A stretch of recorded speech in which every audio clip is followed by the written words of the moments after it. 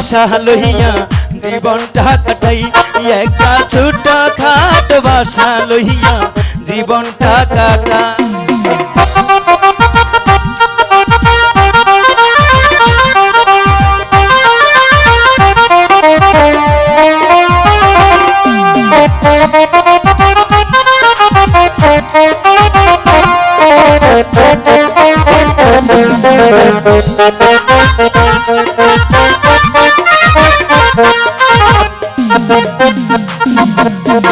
তুমি করবা